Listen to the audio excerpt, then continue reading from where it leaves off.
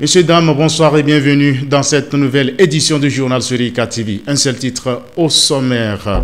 Déroulement de la deuxième réunion du Conseil restreint de l'Université de Kara au titre de l'année 2024. Toutes les images dans un instant. Encore une fois, bienvenue et merci de votre attention. Bien avant le Conseil, sachez que de nos jours, l'utilisation des outils numériques est indispensable dans la préparation et la dispensation des cours dans nos universités. À cet effet, les enseignants-chercheurs de l'Université de Kara étaient à une séance de présentation à l'utilisation du rapide MOOC le 11 juin dernier. Victor Paneke, Linda Lokwacha, reportage. Une cinquantaine d'enseignants-chercheurs de l'Université de Kara étaient en atelier de démonstration à l'utilisation du rapide MOOC le mardi dernier au campus sud. Cet atelier a été initié par l'Agence universitaire de la francophonie. Rapide MOOC, qui est un laboratoire de conception de capsules vidéo pédagogiques qui permettra aux enseignants de l'Université de Kara d'enrichir les contenus pédagogiques, de rendre plus interactifs, plus consommables les contenus pédagogiques qu'ils dispensent. Mieux encore, si on enregistre les vidéos ou les capsules qui sont conçues, ça permettra aux étudiants de revenir sur des contenus pédagogiques qu'ils auraient manqués en amphi ou de pouvoir renforcer leur compréhension sur certaines notions ou compétences dispensées dans une capsule vidéo. Donc on peut diviser des étudiants dans plusieurs amphis et on installe des dispositifs de réception. Celui-ci va diffuser sur le réseau du Wi-Fi UK et les autres salles vont capter le signal et participer au contenu. En effet, le rapide MOOC est un dispositif multimédia utilisé pour la transmission des ressources éducatives. Il permet aux enseignants de mieux préparer leurs cours en ligne d'une manière rapide pour une diffusion synchrone ou asynchrone sur une ou plusieurs plateformes. L'implémentation du présent outil permettra ainsi à ces enseignants-chercheurs d'avoir une certaine célérité dans la transmission du savoir aux étudiants. Je pense que c'est une avancée majeure et cela dote l'Université de Kara justement d'un matériel qui va nous aider énormément. C'est un matériel qui est déjà utilisé par plusieurs universités en Europe et autres. Et quand nous suivons même des formations en ligne, des certifications et autres, nous voyons comment cela est fait. Ça permet à l'enseignant d'expliquer des choses à travers ces slides et autres. Et c'est vraiment assez riche et assez intéressant. Je pense que c'est une initiative justement à encourager et il faut continuer justement sur cette lancée. Notons que des formations pratiques sont prévues dans les jours à venir en vue d'une meilleure maîtrise des fonctionnalités de cet outil. Je vous l'annonçais en titre, la deuxième réunion du Conseil restreint de l'Université de Kara s'est tenue ce vendredi 14 juin 2024 dans la salle de conseil de la présidence 6 Apia. Elle s'est déroulée sous la direction du professeur Koko Tcharier, président de l'institution. Après lecture des 5 points inscrits à l'ordre du jour par M. Egbaou Azoté, secrétaire général de l'institution, le Conseil s'est poursuivi avec le premier point relatif à l'adoption du procès verbal de la réunion du Conseil restreint du 13 mars 2024. À la suite de la lecture, ce dernier a été adopté par acclamation. Le deuxième et troisième sujet abordés par le Conseil a concerné le point sur les activités pédagogiques des semestres Harmattan et Mousson de l'année en cours. À ce niveau, chaque doyen de faculté et directeur d'institut a fait le bilan du déroulement des cours et des évaluations dans son établissement. L'on note avec satisfaction l'exécution quasi totale des unités d'enseignement des semestres Harmattan et Mousson. Avant le cinquième point consacré aux questions diverses, le quatrième point était relatif à la présentation et adoption de la commission ad hoc du baptême de l'Université de Kara et de ses édifices. Toujours au campus Nord, entrepreneurs, innovateurs, chercheurs et doctorants sélectionnés par l'Université de Kara étaient en table ronde le vendredi dernier. Cette table ronde fait suite à une semaine de formation intense qu'ils ont réussi sur plusieurs thématiques. Victor Paneke, Modeste Dawat, reportage. C'est le Centre des ressources informatiques CRI au campus Nord qui a servi de cadre vendredi dernier aux activités de la table ronde sur la valorisation de résultats de recherche et de l'innovation au Togo. Cette table ronde qui a réuni des chercheurs et des acteurs de l'écosystème de la recherche et de l'innovation s'inscrit dans le cadre des activités du projet Formation à la valorisation des résultats de recherche et innovation au Togo, Forvarito, porté par l'Université de Kara. Les 4 ateliers se terminent chacun par une table ronde.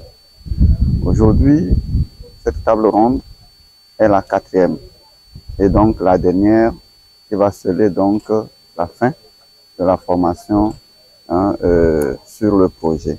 Fort Barreto a pu atteindre tous ses objectifs, notamment former les innovateurs sur la valorisation de leur innovation et former le monde universitaire, notamment les doctorants et les enseignants-chercheurs, sur comment valoriser les résultats de leur recherche.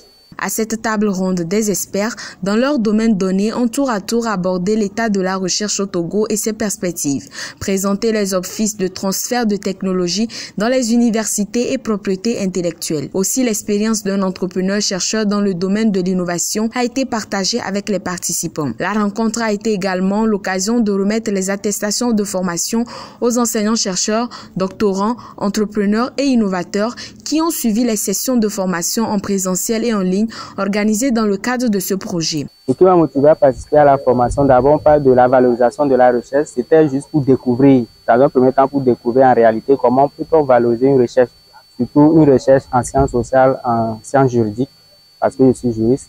Et en plus, il y a aussi des aspects de brevet qui ont permis vraiment de voir la réalité et la scientificité d'un brevet. Et à l'issue de cette formation, premièrement, j'ai appris comment éviter le plagiat, comment rédiger un document cohérent, également comment valoriser les résultats à la fin de la recherche. C'est une très bonne initiative parce que ça nous aide premièrement à s'appliquer mieux, à connaître les opportunités ou bien à mieux nous orienter sur les sujets d'actualité. Cette table ronde fait suite à celle organisée à l'Université de Lomé le 24 mai passé sur la même thématique. Fort Barreto, porté par l'Université de Kara, est une composante du projet Valorisation des résultats de recherche et de l'innovation en Afrique de l'Ouest, VARIWA, initié par l'Agence universitaire de la francophonie qui veut contribuer à la création d'un environnement favorable au transfert de technologies et à l'innovation durable en Afrique de l'Ouest.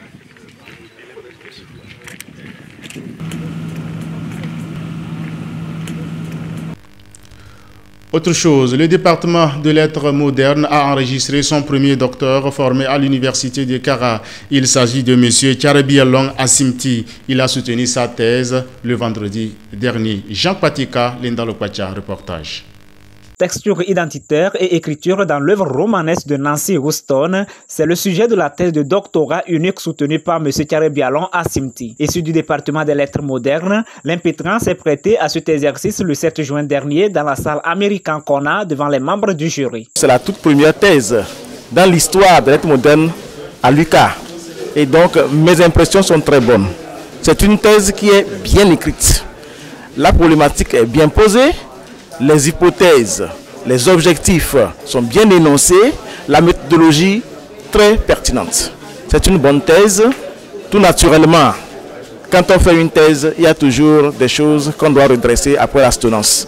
Il y a eu des remarques et dont le candidat va se servir pour améliorer encore la qualité de sa thèse. Dans l'ensemble du corpus que nous avons analysé, il s'agit des enfances blessés.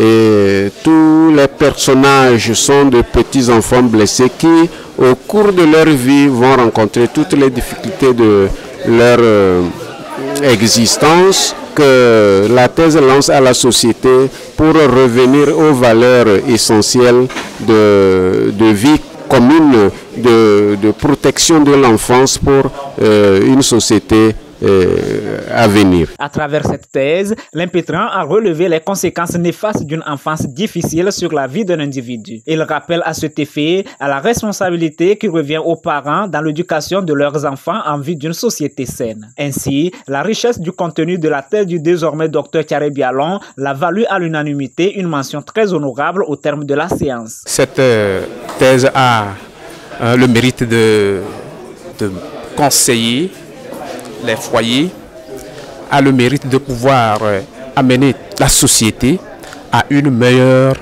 ou encore à un meilleur vivre. Puisque quand tout change et tout tourne en dérision au sein d'un foyer, les problèmes sont là toujours et ça crée assez d'ennuis. Donc tous ceux qui vont lire ces travaux vont comprendre beaucoup de choses par rapport à leur propre situation et par rapport à ces personnes-là qu'on a à gérer personnellement. Il est à retenir que M. Karebialon Asimti est le tout premier docteur issu du département des lettres modernes à soutenir sa thèse à l'université de Kara.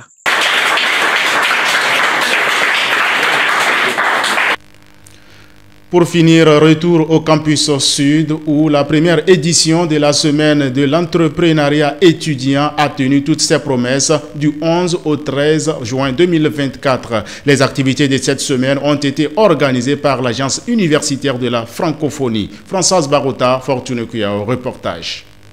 Fournir aux étudiants des compétences pour réussir l'entrepreneuriat et le monde du travail. C'est l'objectif de cette série de formations pratiques organisée par l'Agence universitaire de la francophonie, AUF, et l'Université de Kara.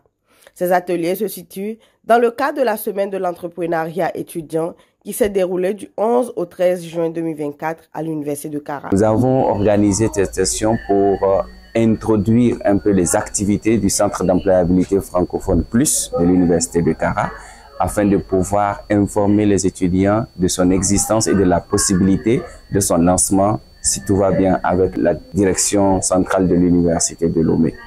Donc, c'est avec plaisir que nous avons accueilli plusieurs étudiants de l'Université de Kara. Nous constatons que vraiment l'engouement y est et on se rend compte que c'est un besoin important que les étudiants ont et n'avaient pas la possibilité de l'exprimer. Et cette occasion leur est offerte sans hésitation. Ils sont très assidus, ils sont présents et vraiment participent aux différents ateliers. Ils posent des questions pour mieux comprendre et ça ouvre les yeux. C'est pour répondre en fait à la question du chômage qui sévit partout, ce n'est pas au Togo seul. Donc ça nous permet de quitter vraiment le champ théorique de nos enseignements dans les universités et permettre aux étudiants de savoir comment rendre pratique toute cette formation qui est jugée un peu plus théorique au sein des universités. L'AUF a fait le constat, le chômage est grandissant parce que les différents étudiants n'arrivent pas à savoir ce qu'il faut faire des diplômes qu'ils ont obtenus. Donc la pratique manque totalement et donc je veux dire que c'est pour permettre que chacun puisse transformer ses connaissances reçues en éléments pratiques dans le domaine de l'emploi. Ils étaient environ 160 étudiants en fin de parcours à participer à ces ateliers qui se sont déroulés en présentiel et en distanciel.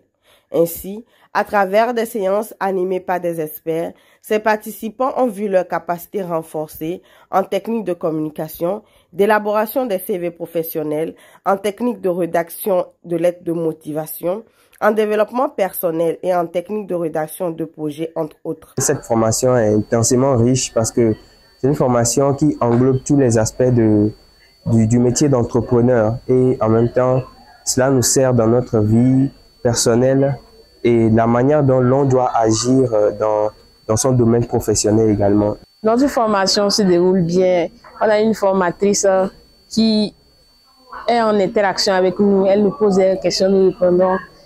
C'est une formation en vidéoconférence, mais c'est comme si elle était devant nous parce que nous communiquons beaucoup, nous répondons aux questions et tout se passe bien. Donc, après cette formation, si je veux postuler dans des entreprises, vu que je suis en agrobusiness, cette formation va me permettre de rédiger des CV plus compétitifs, plus performants afin d'être retenu.